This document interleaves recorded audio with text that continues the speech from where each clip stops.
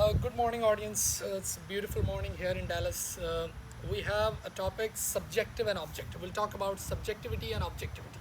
अच्छा, this video is especially for CAF 6 students. लेकिन वैसे सब सुने, बड़ा interesting topic I'm going to discuss.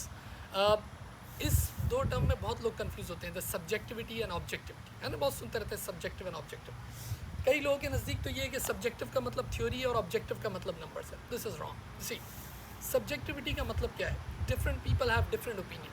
सब लोगों की अपनी अपनी राय होना, यानी एक इशू पे डिफरेंट लोग अपनी अपनी राय कायम करें, दैट्स कॉल्ड सब्जेक्टिव इशू. सही है ना. मैं आपको एक तो एग्जांपल देता हूँ, वेरी इंटरेस्टिंग. लेट्स से कुछ फ्रेंड्स गए फ्रांस और मोनालिसा की पिक्चर को देखा. तो different people have their own opinion. कुछ कहते हैं यार ये हंस रही है, कुछ कह रहे हैं ये रो रही है, कुछ कहते हैं जहाँ मैं जाता हूँ she is looking at me. तो ये एक सब्जेक्टिविटी है, सब्जेक्टिव इशू है. सही है ना. कभी कभार ऐसा होता है, कोई मुझे कहता है कि यार वो सर अमेरिका से आ रहे हैं तो कोई अच्छा सा परफ्यूम ले आना. तो मैं बोलता हूँ अच्छा जो है दैट इज़ सब्जेक्टिव. जो तुम्हारे लिए अच्छा है हो सकता है मेरे लिए बुरा हो. जैसे मुझे टॉम फोर्ड बहुत पसंद है जो परफ्यूम है, लेकिन कुछ लोगों को Tom Ford they don't like it. बोलते यार ये कोई परफ्यूम है इतना हार्ड, लेकिन मुझे यानी मेरा सुपर फेवरेट है ये. तो इसीलिए मैं उनसे क्या कहता हूँ, यार ये सब्जेक्टिविटी के एलिमेंट को ख़त्म करो. अच्छा परफ्यूम कोई नहीं होता, मुझे उसका नाम बताओ, उसका फ्लेवर बताओ, क्या चाहते हो, and then I can bring it. सही है ना. अच्छा, अब आप लोग ऐसा नहीं कि आप बोलें सर लेके आ जाइएगा, नहीं, ऐसे एग्जाम्पल दे रहा हूँ. इसका मतलब ये हुआ सब्जेक्टिविटी ये है कि भाई different people have different opinion. अच्छा, ऑब्जेक्टिविटी क्या है? वही जो चार दोस्त गए थे फ्रांस और उन्होंने मोनालिसा के ऊपर इतनी बात की. When they came out of the museum, Louvre museum से जब वो बाहर निकले तो उन्होंने बाहर निकल के बोला यार I think the sun revolves around the earth. और किसी ने कहा नहीं है, मेरे ख्याल में the earth revolve around the sun. तो यहाँ पर हमने उनसे क्या कहा कि यहाँ पर आपका ओपिनियन नहीं चाहिए, because this is an absolute fact, this is an absolute law that the earth revolve around the sun. इसको कहते हैं ऑब्जेक्टिविटी. सब्जेक्टिविटी का मतलब क्या है? Different people have different opinion. Objectivity का मतलब क्या है? जिसपे सब एक बात पर मुत्तफिक, यानी एब्सोल्यूट लॉ, एब्सोल्यूट फैक्ट. जैसे मैथमेटिक्स है, जैसे टेक्स्ट के कुछ लॉज हैं, जैसे फिजिक्स के लॉज हैं, ये है एब्सोल्यूट. अच्छा, हमारा जो पेपर है उसमें कई सारी चीज़ें, जो कुछ मॉडल्स हैं उसमें बड़ी सब्जेक्टिविटी है.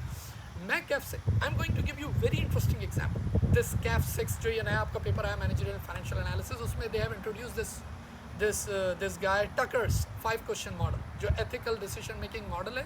टकर्स का, इस राइटर का, इन्होंने ये इंट्रोड्यूस किया जो पहले ACCM अभी भी है, लेकिन दे हैव इंट्रोड्यूस इन दिस कैफ 6. उसमें एक सवाल है जो हम डिटेल ज़्यादा पढ़ेंगे, लेकिन यहाँ मैं आपको एक एग्जांपल दूँ. उसमें एक सवाल है, इज़ द डिसीजन राइट? ये जो फैसला आप करने जा रहे हो क्या वो सही है? अब आप मुझे बताएं, सही और गलत का फैसला वंस अगेन इट्स सब्जेक्टिव. जैसे नहीं, फेसबुक पे बहुत लोग लिखते हैं यार मेरे नज़दीक ये ठीक है. तो यार हम कौन होते हैं ये बताने वाले कि ये सही है? आपके नज़दीक जो सही है वो डिफरेंट है, मेरे नज़दीक जो सही है वो अलग है. मैं आपको इस पर एक एग्जाम्पल देता हूँ. चाइल्ड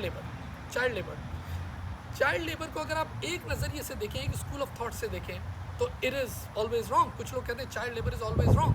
क्यों? क्योंकि वो उसको किस नज़रिए से देखते हैं?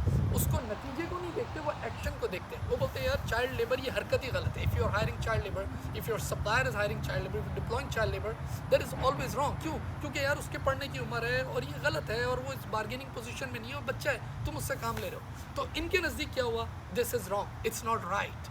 लेकिन अगर मैं आपको एक बात बताऊँ कि अगर इस बच्चे को आपने काम नहीं दिया, एक बच्चा आपके पास आता है और अगर आपने उसको काम नहीं दिया, पता क्या होगा? वो भूख से मर जाएगा.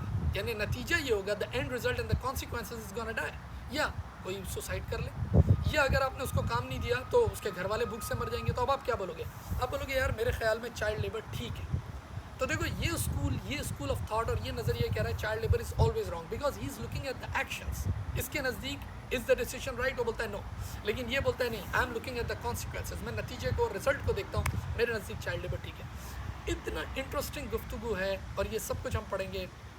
Kaif 6 managerial and financial analysis मैं भी पढ़ा रहा हूँ, और मेरे साथ we have a great combo of sir Ahmad Shafi will be with us. Just drop me a message on WhatsApp and we are yours. Thank you.